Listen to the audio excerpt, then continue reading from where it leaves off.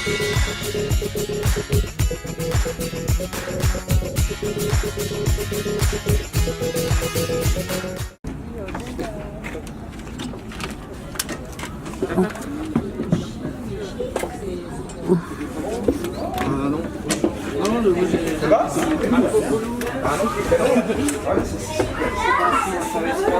là, je sais ce que t'as fait. Bonjour. Oh là là. Bah oui. Je suis à la maternelle hier. Ah oui, c'est Camille. Bonjour, enchanté. Et du coup, j'avais...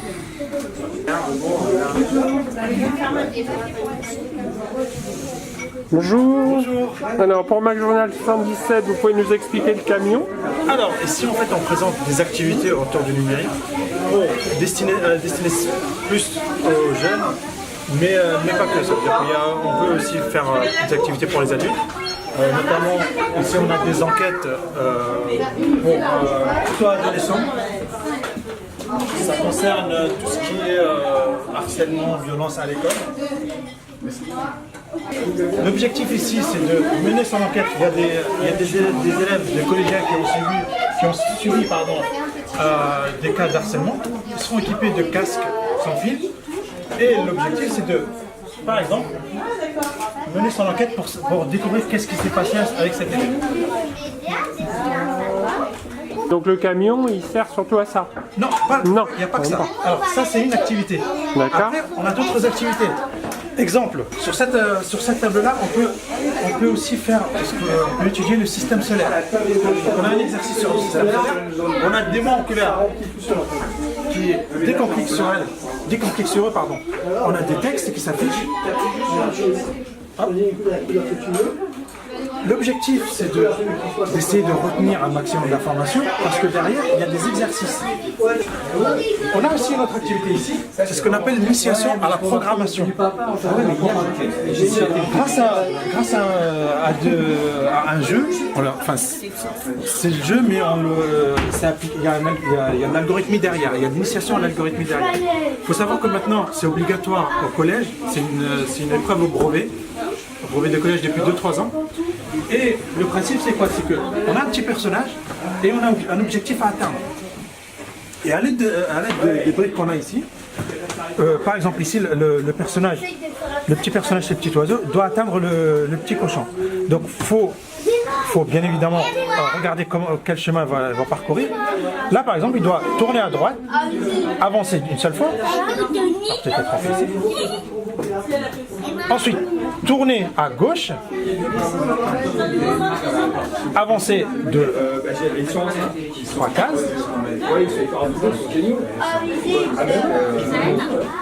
Oui, c'est comme un programme. Exactement, c'est comme un programme. C'est penser à ce qu'ils doivent faire. Exactement ça. Petit à petit, on crée en fait le programme informatique. Quoi. Exactement. Sauf que c'est en français, c'est pas avec un langage informatique qui sera plus compliqué à apprendre, surtout par des jeunes. Alors ici on a des petits robots sur lesquels on a des boutons. C'est pareil, ça reste aussi de la programmation, sauf que là c'est niveau bas. Ça veut dire que c'est des enfants qui ne savent pas encore lire. Ils savent juste dire que ça c'est une flèche qui va vers le haut, ça c'est une flèche qui tourne vers de ce côté-là et même pas à droite. Ils ne savent pas ce que c'est. Donc on leur introduit à l'aide de papier, on leur dit est-ce que tu sais comment s'écrit ton prénom? C'est quelle est la première lettre? Donc, ils le disent et on leur positionne la petite abeille et on leur dit d'y aller. Donc ils créent eux-mêmes le parcours et à partir duquel, dès qu'ils appuient sur go, en fait, la petite abeille va se déplacer jusqu'à la lettre sur laquelle ils voulaient aller au début. Ici c'est le même principe, sauf que là on n'a pas les boutons sur le robot, mais on a deux tours distinctes. Ça veut dire qu'on a le petit robot ici à contrôler et on a la tour celle sur laquelle on place des briques. Ça reste toujours niveau bas, mais ça demande beaucoup plus c'est plus complexe en tout cas que le petit robot ici. Oui, mais là ça va être trop compliqué pour toi en fait. C'est d'aller au microscope. Ici on fait surtout de l'écriture cursive, c'est vraiment niveau CP-CE1. Donc on leur dit par exemple d'écrire une lettre, donc on va leur dire comment ça s'écrit. Bien sûr. Et ils doivent suivre le tracé. Je vais faire un exemple. Vous avez vu ça? C'est un microscope, c'est numérique en fait. mais là, il faut qu'on regarde. Et voilà. Donc ça c'est des microscopes numériques qui grossissent jusqu'à 43 fois. Enfin ceux-là, ouais, c'est pas énorme, mais ça commence à pouvoir avoir des choses en fait. Attendez. Vous pouvez faire une photo dessus, la mise au point elle se fait là. On peut grossir, non, en fait on ne peut pas grossir, on fait juste la On mise au peut point. aller jusqu'au maximum. Et c'est toujours au maximum. D'accord. Il y en a d'autres qui sont plus perfectionnés, du coup c'est pas le même prix. Ça c'est un prix grand public, c'est 70 €. Juste pour information. Après, c'est important, mais ça fait un beau cadeau pour Noël en fait. Mine de rien, on découvre dans le monde du tout petit.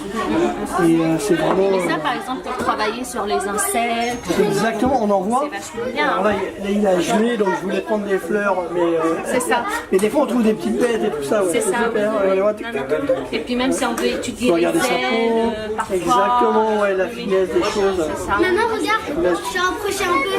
J'ai rapproché un peu l'écran. Alors attends, on va regarder ce qu'il y a dans la feuille. Attends, moi dans la feuille, je l'ai déjà vu. Attends. Et puis là, T'inquiète pas. Alors dans la feuille, qu'est-ce qu'on voit? T'as vu ça? Ouais. Regarde les nerfs. en train de manger des asticots. Il faut que je me reprenne.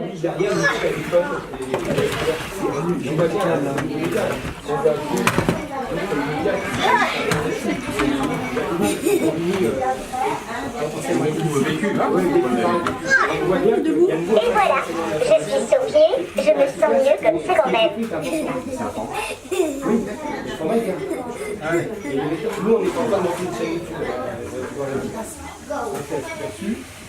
Tu mets les livres.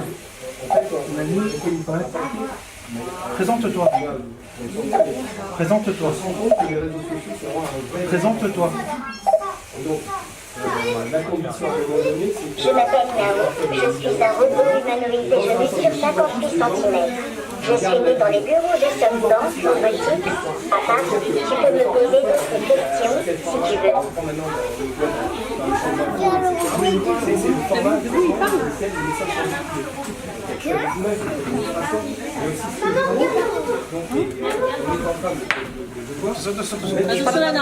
Écarte-toi. Bonjour à tous, je suis Nao, un robot humanoïde créé par un Français.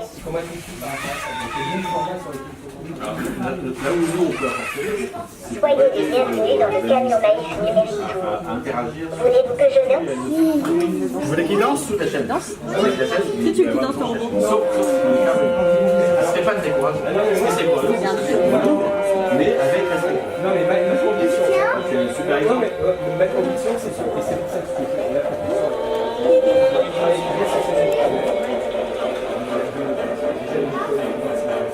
Avec un projet. Parce que l'idée, c'est pas d'accord.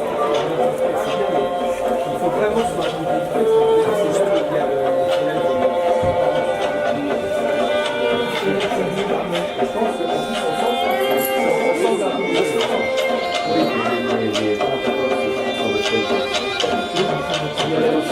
je pense qu'en plus, ça ouvre, parce qu'il n'est pas que. Il faut commencer. Mathieu, en fait, la SAD et Innov ont un projet très innovant sur l'inclusion numérique des seniors. Ils vont peut-être vous présenter. Alors, Monsieur Gallet, Rinov, qui sont vraiment de très très grands spécialistes de tout ce qui est médiation numérique. Ils se présenteront bien mieux que moi. Et puis la SAD de Triport, c'est plus de 13 communes, un bassin de 25 000 habitants à peu près. Oui. Et donc qui se positionne avec un autre partenaire qui n'est pas là aujourd'hui, qui est la Poste, sur comment amener le numérique aux seniors. Ils font partie des gens qui sont plus ou moins exclus pour l'instant. Brinov, vous avez quelque chose à dire? Brinov, on travaille sur l'inclusion numérique et l'accès aux services via le numérique, notamment la santé, la formation à distance, etc. Et une de nos dimensions, effectivement, c'est d'aider les gens à appréhender tous les usages qu'on peut faire avec le numérique. Et sur la thématique des seniors en particulier, donc le partenariat avec le Triport nous permet de travailler la pédagogie d'accompagnement de ce public spécifique. Vous voulez compléter ? Non, c'est parfait, tout est dit. Oui, si ce n'est que la SAD quand même rayonne sur 13 communes et que donc ce partenariat avec Brinov sur l'informatique ne restera pas cantonné à Triport. Hein. Bien évidemment, on essaiera de joindre les autres communes sur lesquelles nous rayonnons habituellement. Alors, ce qui est remarquable dans leur projet, c'est en fait, c'est un projet qui est mobile, qui peut se déplacer de commune en commune, puisque le média choisi est la tablette ardoise de la Poste, parce que la Poste devrait être là, il est partenaire de ce projet. C'est très innovant, c'est une fragmentation, je pense, peut-être au niveau national, puisque très clairement, il y avait soit la Poste faisait tout et ne le fait pas beaucoup actuellement parce qu'ils sont en gestation d'une politique numérique à déployer, où là, clairement, il s'appuie sur un organisateur qui est la SAD et un prestataire de services innovant qui est un spécialiste sur la Seine-et-Marne et qui est très très reconnu sur la Seine-et-Marne et Fléché, qui est Brinov. Donc en fait, c'est un partenariat autour d'un outil qui est une tablette. Parce que la tablette, pourquoi? Parce que ça se déplace beaucoup plus facilement que des ordinateurs et qui surtout ne va pas être cantonné à un seul périmètre d'une commune, mais qui va pouvoir bénéficier aux 13 communes en fait, clairement. Parce qu'il il est important aussi, et qui pourra même se faire dans une mairie et pas dans un lieu dédié. C'est ça qui est important. C'est-à-dire qu'en fait, avec ce type de projet, on remet la mairie, y compris pour les petites villes et villages, au centre de cette démarche. Et je sais que ça parle à l'idée Gallet, puisque c'est un ancien élu de ville rurale, et qui a un ancien maire et qui a beaucoup donné, notamment sur une association d'élus assez remarquable à ce niveau-là.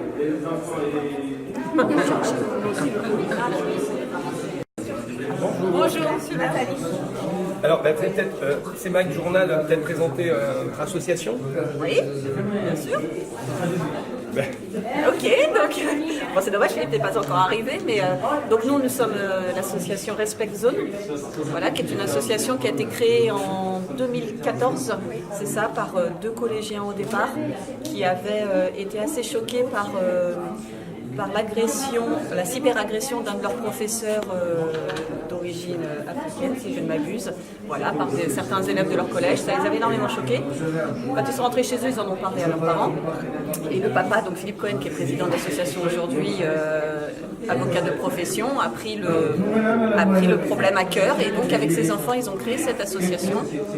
Donc, qui depuis 2014 se développe énormément. Nous avons labellisé beaucoup d'écoles en France aujourd'hui. Moi, en l'occurrence, je suis élue sur la commune de Chevry-Cossigny, qui a été la première commune de France à se labelliser entièrement.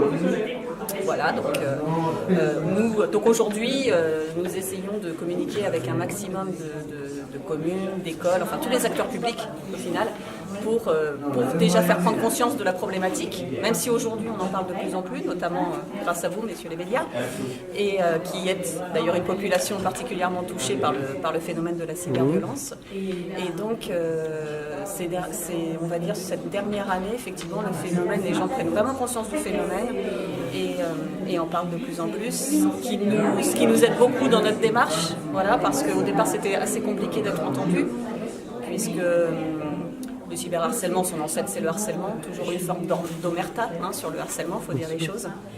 Et donc aujourd'hui, le fait que les médias en parlent beaucoup et que les langues se délient, ça nous aide dans notre démarche. Et voilà, et on continue le combat, qui est un combat long, mais qui est extrêmement porteur et valorisant. Et aujourd'hui, en fait, notre cœur de cible, effectivement, c'est quand même la jeunesse. Voilà, parce que aujourd'hui, on aimerait bien, il y a quand même un phénomène français qui fait qu'on aime bien mettre des pansements, mais on a beaucoup de mal à prévenir au final. Et tout notre rôle aujourd'hui, c'est justement de prévenir. Donc effectivement, on a une génération aujourd'hui qu'on va être obligé de soigner et de penser parce que, on arrive peut-être un peu, pas tard, mais tard par rapport à la prévention. Et par contre, le gros objectif, c'est la prévention dès le plus jeune âge. Voilà. Et pour prévenir, il faut informer. Il faut que les gens soient informés de tout ce qui se passe et aient conscience de ce qui se passe. Et notre jeunesse, elle est formidable et je pense qu'elle peut tout à fait comprendre et s'adapter et apprendre. Voilà aujourd'hui notre mission.